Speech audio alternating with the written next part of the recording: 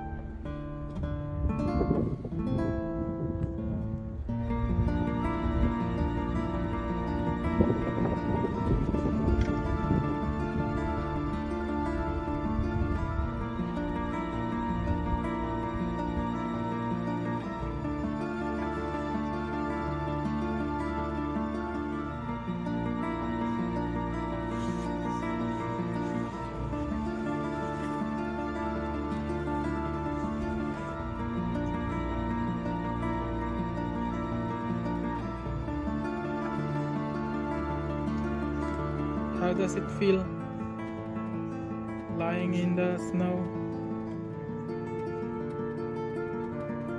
It feels what?